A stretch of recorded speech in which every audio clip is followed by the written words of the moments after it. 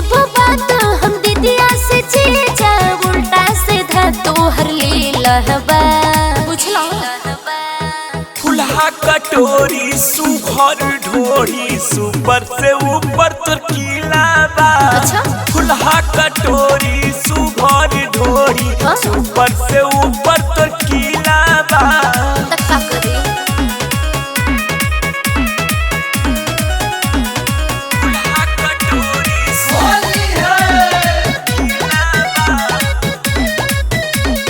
कीला बा। पहिला बेरी घूमे आईनी गाँव में तोहरे जीजा उल्टा सीधा हरकत करेला लाहे भंगिया पीजा लपिया। तू ही तो हऊ साली दुलारी करे तनी प्यार हो। अच्छा फगुआ के मौजा करा न साली ऐसे सुना बेकार हो। उसे भीगोता चोली खेलब न होली चप चप करत सीनहबा अब तो मान जा। फुलहा कटोरी सुघर ढोरी सुपर से ऊपर तो कीला बा।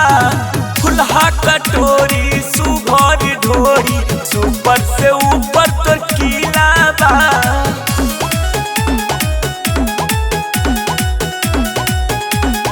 फुलहा कटोरी सोली है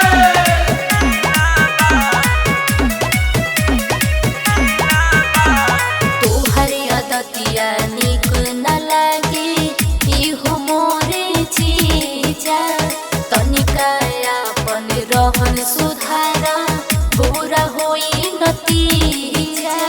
कान खोल के सुन लो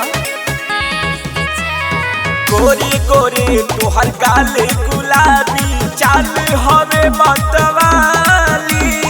अमन विकास के रंगे दसाली टाइट भइल दुनाली। बात मोर सुना अपने न धोना टप टप छुअत पसीना बा। फुलहा कटोरी सुघर ढोरी सुपर से ऊपर तो कीला बा। फुलहा कटोरी सुघर ढोरी सुपर से ऊपर तो कीला बा।